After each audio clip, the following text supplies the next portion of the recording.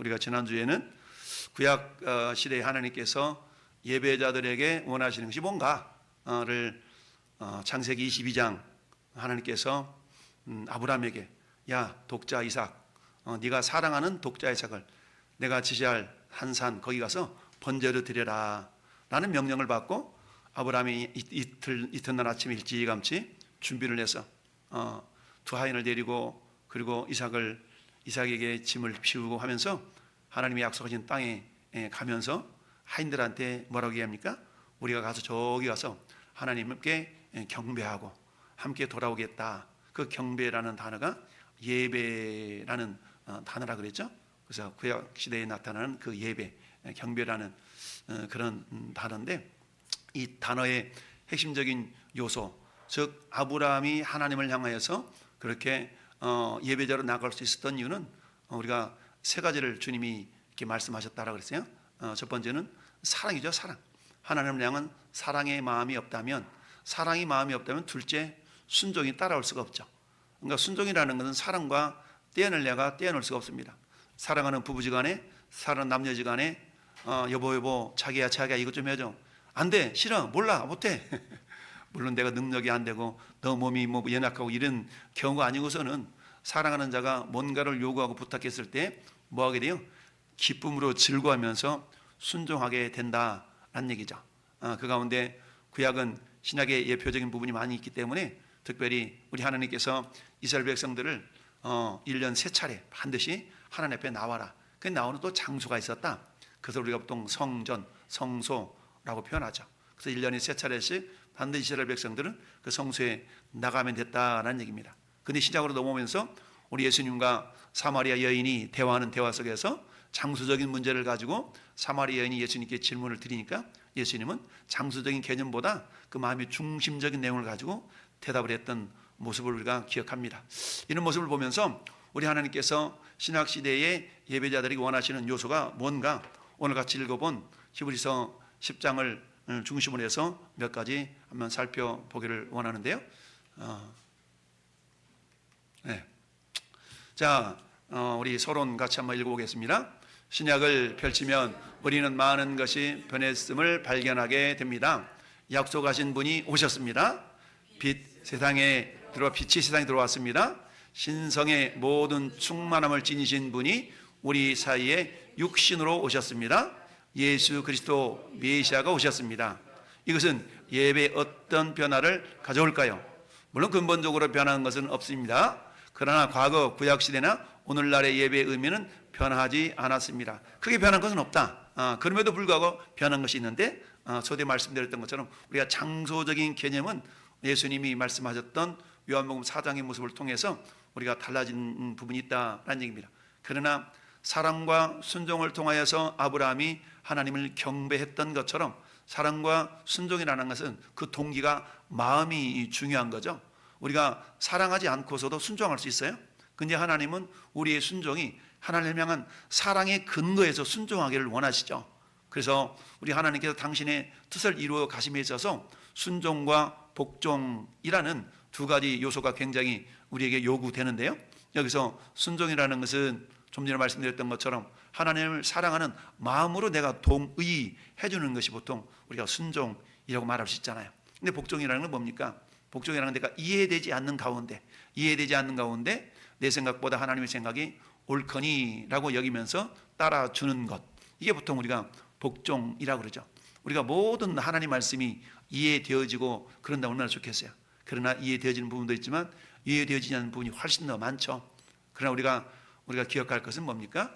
우리 하나님의 생각이 내 생각보다 하늘과 땅 차이만큼 크시다 라는 이사야 55장의 말씀을 기억하면서 하나님 말씀이 있다면 주님 말씀하시면 내가 나가리라, 주님 뜻이 아니면 내가 멈춰서리라, 이런 복음 찬송의 가사의 내용처럼 우리가 절제하게, 믿음이라는 것은 결국 내 생각을 내려놓고 주님의 생각대로 반응을 보이며 나가는 것이 믿음이잖아요. 그런 요소가 우리에게 있는데요. 어쨌든 과거 구약시대나 오늘날 신약시대의 예배의 의미는 크게 중심적으로는 변하지 않았다. 그럼에도 불구하고 오늘 신약시대 우리 주님이 말씀하시는 그런 내용의 모습을 우리가 한번 살펴보자는 얘기인데요. 자, 신약 시대의 성경에서 예배라는 단어가 뭔가? 자, 읽어봅니다. 우리는 구약 성경에서 예배가 히브리어로 샤하라는 말을 우리가 창세기서에서 지난주에 배웠습니다. 이 샤하라는 단어가 뭐라고요? 굽히다, 엎드리다, 절하다의 그런 의미를 가지고 있죠. 이는 어떤 모습입니까? 전부 다 외적인 모습으로 이렇게 표현되어 있는 경우가 있잖아요. 이는 외적인 모습보다는 그런데 이런 마음을 갖는 것이 우선이 되어야 된다는 얘기죠. 내가 굽혀요? 여러분 직장에서 직장 상사에게 허리를 굽히죠. 왜 굽혀요? 나보다 직위가 높기 때문에 우리는 허리를 숙입니다. 그런데 이 허리 숙임이라는 것이 정말 사장님이 내 직장 상사가 인격적으로나 정말 업무적으로나 이런 면에 있어서 굉장히 내가 본받을 만해. 그럼 내가 허리를 굽힘이 형식적인 굽힘이 아니라 내 마음에서 우러나는 굽힘이 되잖아요. 이런 것처럼 저기 있는 샤하라는 그 단어가 형식적이고 외적인 요소로만 허리를 굽힘의 요소 그런 모습이 아니라 이 마음, 이 내적인 그런 마음의 자세를 갖고 하나님 앞에 엎드린다라는 개념이 저 샤하라는 단어에 내포되어 있는 의미다. 근데 아브라함은 창세기 22장 5절에서 저런 마음을 가지고 하나님 앞에 가서 내가 예배하고 돌아올게, 경배하고 돌아올게 라고 하인들한테 얘기했다는 얘기죠. 그 반면에 자 신약성경에서 시작. 성경에서 예배는 마태복음 2장 2절에 동방에서부터 온 박사들이 유대인의 왕으로 나신 이를 찾아 경배하고 하러 왔다라고 처음으로 기록하고 있습니다. 자, 그래서 구약시대 히브리어로 말하면 샤라는 단어가 신약 헬라어로는 뭐라고 그러냐? 프로스키네오라고 한다 그랬죠? 프로스키네오인데 이 프로스키네오라는 두 개의 단어가 합쳐진 그 합성어인데요. 이거는 프로스라는 단어, 이건 전치사라고 표현해요. 프로스라는 건 전치사하고 퀴온 또는 퀴네오라는 단어인데요. 이 퀴네오라는 단어는 절하다라는 단어인데 이 퀴네오라는 단어는 이 유래가 어디서 왔냐면 퀴온이라는 단어에서 왔어요. 이 퀴온이라는 단어는 사냥개라는 단어예요. 보통 이제 우리 성경에 보면 뭐 개같이 토하는 걸 개가 도로 토하는 걸 핥아 먹고 이런 개들을 삼가고 할 때 그 개라는 단어가 저 퀴온이거든요. 이처럼 그 프로스키네온이라는 것은 뭐라고 그랬습니까? 사냥개라는 단어에서 왔다 그랬죠. 이건 뭐라고 그랬습니까? 사냥개가 바싹 자세를 낮추고 주인의 입에서 어떤 말씀이 떨어지냐라는 것을 이렇게 유심히 듣고 있다가 명령이 떨어지면 곧바로 순종하려고 하는 그런 자세. 요게 키온이라는 단어를 예배한다라는 그 단어에다가 이렇게 사용했다는 얘기입니다. 그래서 프로스큐네오라는 단어가 사용되어져 있는데요. 자, 이것은 뭡니까? 사냥개가 주인을 그야말로 따른다는 것이 따르고 물론 존경이라 표현은 좀 그렇지만 보통 우리가 개 그리면 우리나라 진돗개 그리면 무엇의 상징이에요? 충성의 상징이잖아요. 그런 의미로서 아마 저 단어도 사용되지 않나 우리가 생각해 볼 수가 있습니다. 그래서 프로스케네오 즉 예배는 절하다, 깊숙이 절하다, 숙이다, 무릎을 꿇다라는 그런 의미를 가져요. 그런 의미를 본다 그러면 저 우리가 그 구약시대의 단어와 같은 것이죠. 구약시대의 샤하라는 단어와 같은 개념이잖아요. 그런 의미에서 본다 그러면은 프로스키네오나 샤라는 단어는 예배, 경배 이것은 신약이나 구약이나 같은 개념이다라고 볼 수가 있어요. 그래서 무릎을 꿇다라는 의미인데요. 아까 말씀드렸던 것처럼 사냥개가 저러한 자세를 취하고 있는 것을 연상할 수가 있다는 얘기죠. 그래서 예수님은 구약의 율법의 완성. 예수님 뭐라고 말씀하셔서 나는 율법의 완성이다. 주님 말씀하셨죠. 예수님은 율법의 완성. 그렇기 때문에 신약 시대의 성도는 자 우리 같이 누구를 통해서 그리스도를 통하여 또 그리스도 안에서 또 그리스도를 위해서 예배하라라는 명령을 따르게 되는데요. 자 우리가 그 링컨 대통령이 For the people, by the people, of the people 국민을 위한 국민에 대한 국민의 정치 이런 얘기가 나왔잖아요. 그게 골로새서 2장 16절을 이렇게 인용해서 했다고 그러지 않습니까? 어찌하든 그리스도를 통해서 그리스도 안에서 그리스도를 위해서 우리 예배가 이 시간 우리 그러잖아요. 먹든지 마시든지 무엇을 하든지 누구를 위해서 하나님의 영광을 위해서 한다는 얘기죠. 하나님의 영광을 위해서. 이것을 우리가 저렇게 표현해 볼 수 있어요. 이 시간 우리가 예배하잖아요. 그럼 예배를 통해서 뭐가 나타나야 된다고요? 하나님의 영광이 나타나야 된다는 얘기죠. 그러니까 하나님의 영광이 나타난다는 얘기는 하나님 되심, 하나님 되심을 이렇게 드러내는 거잖아요. 그러니까 그 중에 가장 중요한 요소 중에 한 가지가 우리 찬양이잖아요.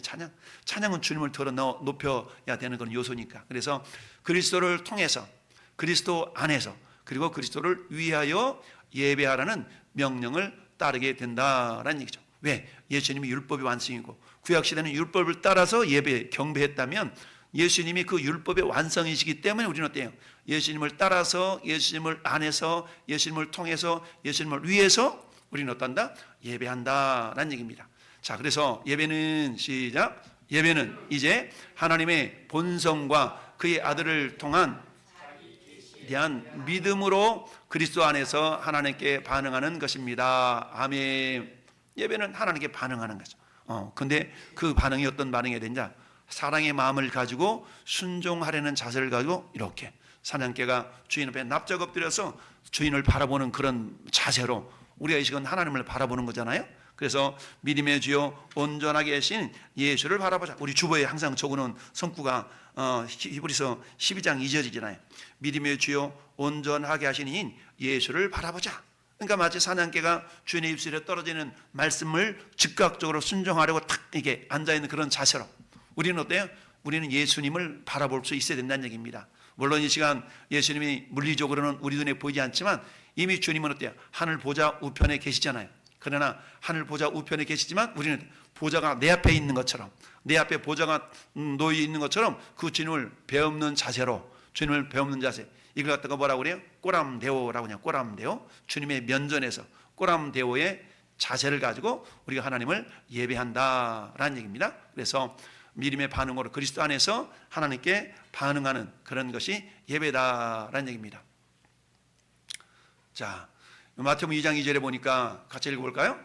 유대인의 왕으로 나신 이가 어디 계시냐? 우리가 동방에서 그 별을 보고 그에게 경배하러 왔노라 하니, 여기서 경배라는 단어가 프로스퀴네온이라는 단어라 그러죠. 그 다음에 어때요? 마태복음 4장 8절에도 마귀가 예수님을 높은 산으로 데리고 가가지고 뭐라고 얘기합니까? 천하만국을 영광을 보여주면서 내게 엎드려 뭐하면 경배하면 이 모든 것을 내게 주리라. 그러니까 사냥개에게 뭐 명령을 시킬 때 이리 와 앉아 탁 그러면 사냥개 탁 순종하잖아요. 그런 것처럼 예수님이 마귀의 유혹에 그렇게 하기를 원했던 것이죠.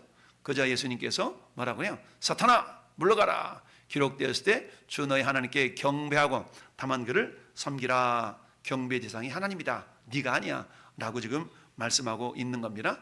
그래서 신학의 성도가 예배자 자리에 나가는 그런 방법은 뭐냐? 자, 읽어봅시다. 시작. 구약에서는 지성소가 하나님께서 임재하시는 곳이자 가장 높은 형태의 예배가 이루어지는 곳이었습니다. 그리고 하나님의 백성들은 오직 대제사장을 통해서만 지성소에 나갈 수 있었습니다. 하나님은 대제사장에게 가장 거룩한 장소에 1년에 한 번씩 속죄일에 민족을 위해 피를 제물로 가지고 나아가도록 명령하셨습니다. 아멘. 자, 이스라엘 백성들한테는 대속죄일이라는 게 있잖아요. 이스라엘 백성들 7가지 이 명절 가운데 이 대속죄일은 뭡니까? 여섯 번째 그 속죄일이 되는 거죠. 자, 그래서 보통 종교력으로 말하면 7월 1일이 나팔절이라고 해요. 나팔절. 그러니까 7월 1일. 그러니까 나팔절은 이스라엘 백성들의 나팔절은 신년을 말해요. 신년을 얘기하는 거거든요. 그러니까 저 종교력으로 7월 정도는 우리로 말하면 9월에서 10월 정도 이렇게 되는 그런 적이거든요. 그래서 종교력으로 7월 10일이 대속죄일이 되죠. 이 대속죄일에 대제사장이 정결한 짐승의 피를 가지고 어때요? 피를 성소를 지나 지성소에 들어갈 때 휘장 앞에, 그리고 휘장 안에 들어가서 성소와 성소 앞에 피를 뿌림으로 그걸 가지고 들어갔다. 그리고 자신의 죄와 이스라엘 백성들의 죄를 속하는, 성소와 지성소를 속하는 그런 어떤 의식을 가졌던 것이죠. 자, 그래서 레위기서 16장 14절부터 16절까지 같이 한번 읽어볼까요? 그는 또 숫송아지의 피를 가져다가 손가락으로 속죄소 동쪽에 뿌리고 또 손가락으로 그 피를 속죄소 앞에 7번 뿌릴 것이며 또 백성을 위한 속죄제 염소를 잡아 그 피를 가지고 휘장 안에 들어가서 그 숫송아지의 피로 행함같이 그 피로 행하여 속죄소 위와 속죄소 앞에 뿌릴지니 곧 이스라엘 자손의 부정과 그들이 범한 모든 죄로 말미암아 지성소를 위하여 속죄하고 또 그들의 부정한 중에 있는 회막을 위하여 거리할 것이요. 아멘. 지성소에, 여러분 지성소는 뭐가 있습니까? 지성소에는 법궤가 있죠. 법궤. 지성소에는 법궤가 있어요. 그 법궤 위를 보통 그 시은좌라고 그러잖아요. 시은좌. 그러니까 하나님께서 그 보좌라고 표현할 때 그 시은자를 상징하잖아요. 그래서 우리 하나님께서 그 지성소에 임재하신다라고 그들이 또 믿고 있기 때문에, 그래서 하나님을 배움는다는 얘기는 결국 지성소에 나가는 건데, 지성소에는 누가 나가요? 대제사장이 1년에 한 차례씩 피를 가지고 나갔다라는 얘기입니다. 그런데 어때요? 시장에 넘으면서 그 휘장이 이제 어때? 예수님이 십자가에서 못 박혀 숨지는 순간에 어때? 십자가에서 엔터 쳐보세요. 왜 안 넘어지?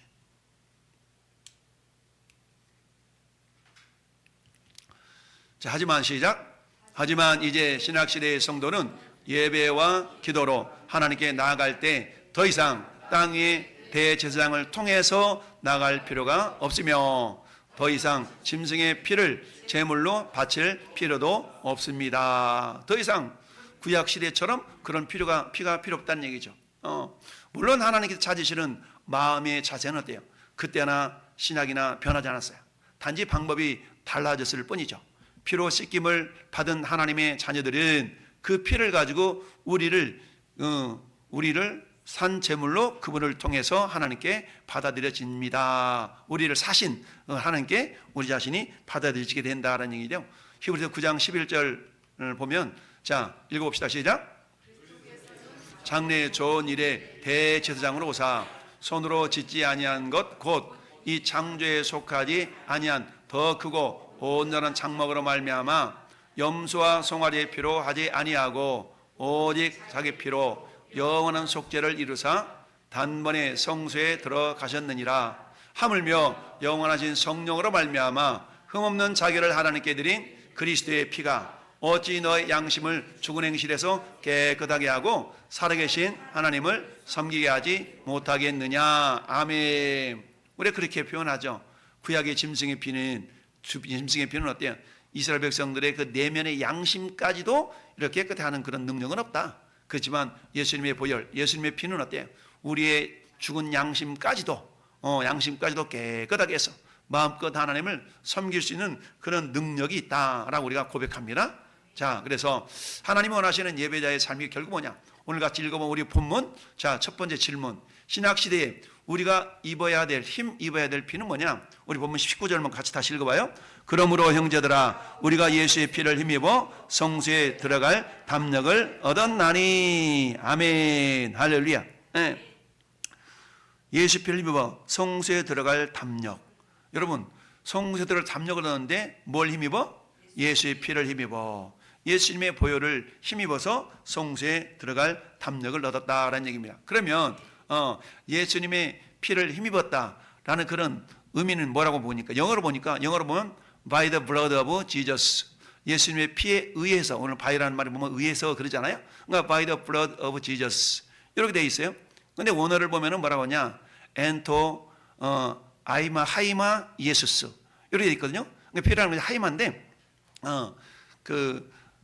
저기서 엔토라는 말은 물론 그 엔이라는 말이 그 전치사 부분 안에서라는 그런 전치사거든요. 그다음 토라는 것은 이제 정관사고요. 그래서 바이더는 엔토, 하이마 블러드가 하이마 예수스 이렇게 돼 있는데, 그러니까 예수님의 피에 의해서로 영어는 번역되고 한글도 번역되어 있지만 원어는 보면 N이라는 단어인데, N이라는 단어가 많이 쓰임 받는 그런 뜻이 뭐냐? 뭐뭐 안에서거든. 뭐뭐 안에서 이런 뜻이야. 그러니까 우리가 예수님의 보혈 안에서라는 것은 예수님의 피 안에서, 피를 힘입어라는 그런 의미보다 예수님의 보혈 안에서라는 그런 의미가 우리가 이해를 한다 그러면 이렇게 해석할 수 있을 것 같아요.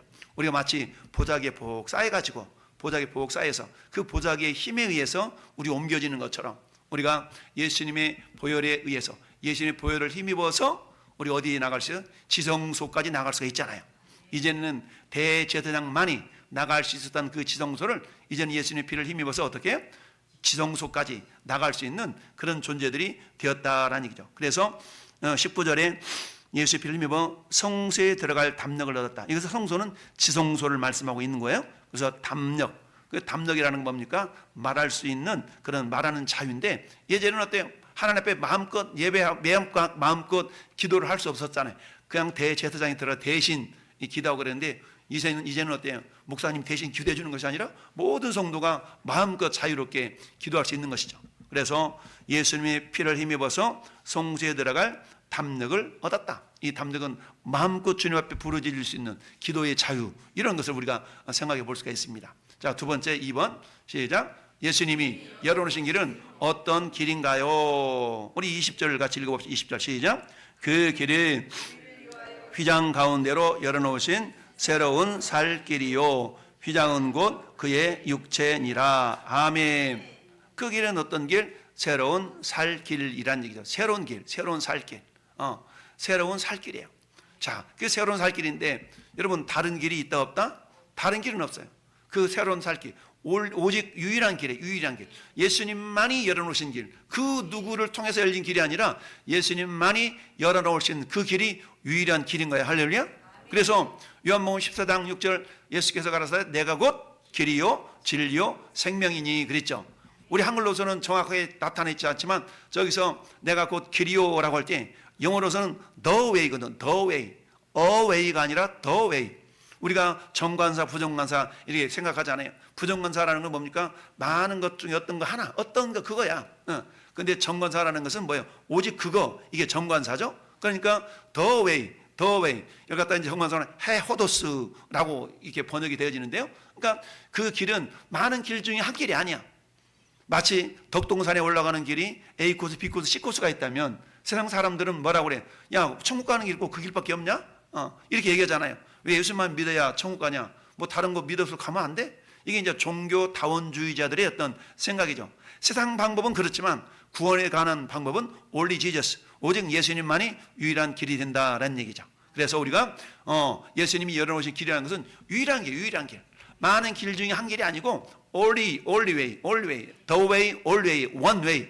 오직 한 길밖에 없다는 얘기죠. 그래서 유일한 길이다. 그래서 예수님이 열어놓으신 길은 우리가 하나님을 만날 수 있는, 하나님께 나아가는, 구원을 얻을 수 있는 유일한 길이다. 할렐루야.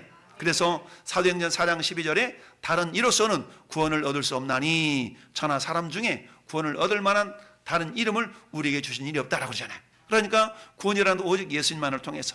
세상 사람들이 말할 때 야, 기독교는 왜 이렇게 독선적이야? 그럴 수밖에 없는 거야. 세상의 모든 방법들은 다양한 방법들이 많지만 구원을 얻은 길은 오직 그 길밖에 없다는 얘기죠. 그러면서 뭐라고 얘기해줍니까? 우리 아버지 닮은 사람 많아. 우리 이문갑 장로님 닮은 사람 많아. 이문갑 장로님보다 더 친절하고 더 상냥스럽고 그럴 수 있는 사람 많아. 근데 동주를 낳은 사람은 이 동주 아빠 이문갑 장로님밖에 없다는 얘기죠. 동주 아빠가 비슷하다고 해서 그 사람이 동주 낳은 게 아니야. 오직 동주를 낳은 사람은 이문갑 장로님밖에 없다라는 얘기입니다. 마찬가지로 세상 사람들이 말하는 많은 길들을 제시하고 있지만 그러나 우리를 천국으로 인도하는 길은 only Jesus, 예수님만이 우리에게 생명을 주신다는 얘기입니다. 우리 아버지를 닮은 아버지들이 많지만 나를 낳아주신 아버지는 오직 한 분밖에 없다라는 그런 의미 우리가 설명을 하기도 하죠. 그래서 유일한 길이다라는 얘기입니다. 오늘의 결론 3번 읽습니다. 시작. 오늘날 성도는 예배자로서 하나님 앞에 어떤 자세로 나아가야 되나? 우리가 구약과 신약을 비교하면서 그렇다면 신약에 하나님의 예배자로서 우리에게 요구하시는 게 뭐냐는 얘기죠. 오늘 본문을 근거로 해서 본다 그러면 우리가 22절 같이 한번 다시 읽어봐요. 우리가 마음의 뿌림을 받아 악한 양심으로부터 벗어나고 몸은 참마음과 온전한 믿음으로 하나님께 나아가자. 아멘. 할렐루야. 그러니까 하나님 우리에게 요구하시는 것이 딱 두 가지를 보니까 이미 우리는 예수님 보혈로 씻김을 받았어요. 받았으니까 이제는 그 다음 단계는 어떻게 나가자? 참마음. 두 번째는 온전한 믿음. 그렇죠? 참마음과 온전한 믿음으로 나아가야 된다는 얘기입니다. 그렇다면 참마음과 온전한 믿음이 뭐냐? 하나님이 우리에게 요구하시는 것, 이 시간 전에 여러분들이 예배자로 하나님 앞에 나왔는데 우리는 저 두 가지여서 참마음을 가지고 내가 주님 앞에 나왔는가? 두 번째, 온전한 믿음을 가지고 주님께 나왔는가? 이걸 우리가 생각해 볼 수가 있어요. 그렇다면 참마음이 뭐냐? 참마음. 참마음은 요한복음 17장 7절과 요한복음 14장 6절에 근거한 마음. 자, 요한복음 17장 17절이 뭐예요? 시작. 그들을 진리로 거룩하게 하옵소서. 아버지의 말씀은 진리입니다. 아멘. 그러니까 그들을 진리로 거룩하게 해달라는 얘기죠. 근데 그 진리가 뭐예요? 하나님 아버지의 말씀. 말씀이 진리라는 얘기예요. 그러니까 어때요? 진리의 말씀. 즉 앞으로 다시 돌아가서